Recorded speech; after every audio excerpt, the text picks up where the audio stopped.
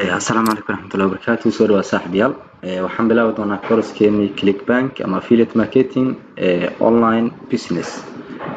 kooraska haddii maanta theory-giisa ama powerpoint-kiisa ama slides-kiisa aan sharaxno, waxaan ka bilaabi doonaa hordhaca. Horta maxaa la yidhahdaa internet business models-ka maxaa loo qaybiyaa? internet business models-ka waxaa loo qaybiyaa ama internet-ka habab kala duwan ee dhaqaalaha looga sameeyo waa saddex.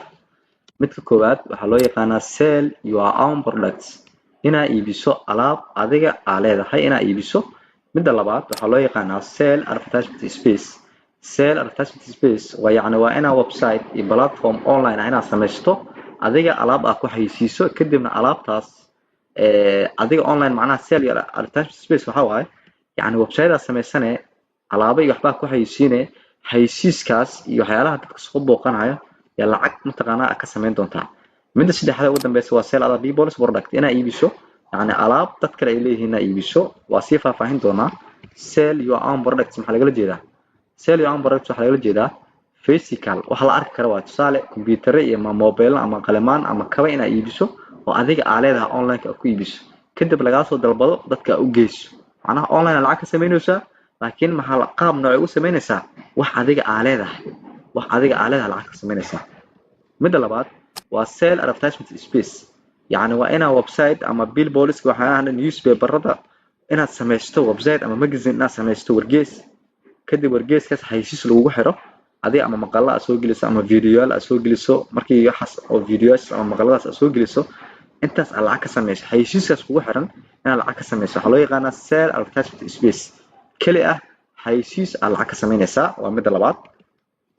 midda saddexaad oo ku saabsan koorskeena dhan si guud ku saabsan affiliate marketing waxaa loo yaqaanaa sell other people's product, inaa iibiso alaab dad kale ay leeyihiin inaa iibiso. okay, selling other people's product often referred to as affiliate marketing, inaa iibiso alaab dad kale ay leeyihiin waxaa loo yaqaanaa affiliate marketing, ama waxaa loo yaqaanaa reselling, dib u iibin. macnaha alaabtan dibaa u iibinaysaa. involves promoting and selling products or service, adoo fiirinaya yacni ama xayeysiinayo alaabo dad kale ay soo geliyaan. tusaale hadda markaan Clickbank sameynaynay ama samayn doono ama alaabaha xayeysiin doono, alaabtaan xayeysiinayna annaga meesha ma soo gelinin, qofaa soo geliyey, company aa soo geliyey, laakiin annaga maxaan sameynaynaa? alaabtaan u tegi doonaa, linkeedaan qaadan doonaa, waxaan geyn doonaa website ama google site ama article aan qori doonaa, kadib waan ku xayeysiin doonaa. annaga maxaan sameynaa marka? reselling aan sameynaynaa. reselling maxaa waaye? waa dib u iibin. alaabtii yani qofkaas u lahaa yaan dib u iibinaynaa.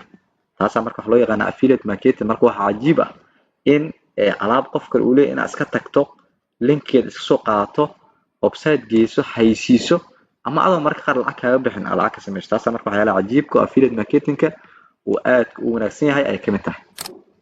how it works. affiliate marketing waa sheegnay sida u shaqeeyaa. affiliate marketing wuxuu u shaqeeyaa kow, you upload blogaaga la soo booqan doonaa.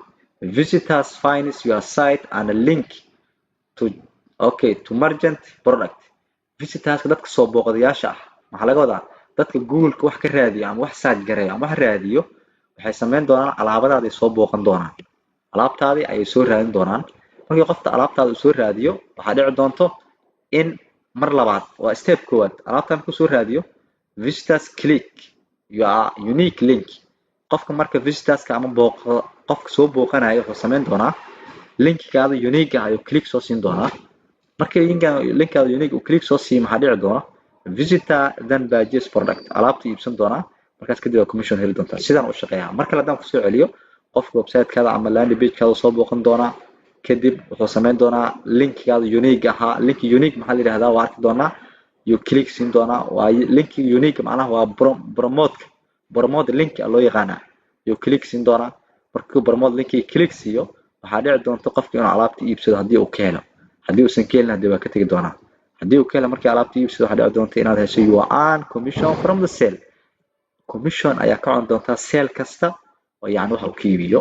sidaan ayuu u shaqeeyaa. how do I start? waa su-aal weyn marka midaan. sideen u bilaabi karaa affiliate marketing?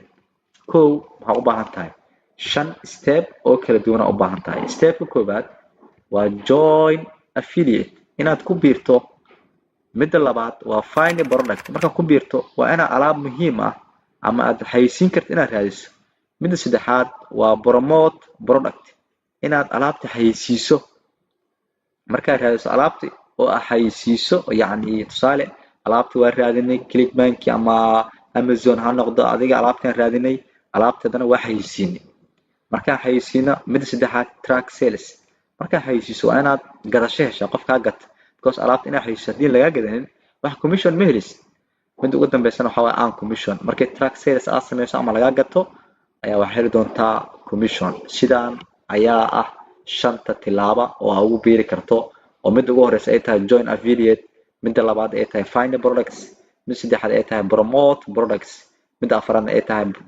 track sales oo ah in yacni alaabtii lagaa iibsado midda ugu dambeysana waa markii haddii lagaa iibsado inaad hesho commission waxaan rajeynayaa si guud affiliate marketing inuu u shaqeeyo waxaan kusoo gabagabeynayaa cashirkan waxaan sameyn doonaa Clickbank account ka sameysan doonaa waxaan rabaa inaan idiin sii cadeeyo video soo socdana aan ku cadeyn doonaa affiliate marketing marka ka sameynaysa Clickbank kuma shaqeeyo account Soomaaliya waa inaan qof dibadda jira ama qaraabadaada ah ama familkaaga ah inaad la hadasho oo aad tiraahdo يعني ii samee يعني wax loo yaqaanaa account ii samee ama contact information inuu kuu soo diro kadib si loo buuxiyo waxaas dhan waa baran doonaa laakiin waxaan rabaa inaan hordhac kuu sii siiyo markaad Clickbank kusoo biirayso waa inuu kuu diyaarsan yahay qof familkaaga ah oo akoonkiisa iyo xogtiisa kugu samayn karo kadibna kuu soo diri karo intaasaan kusoo gabagabeynaa cashirkan. Assalaamu calaykum.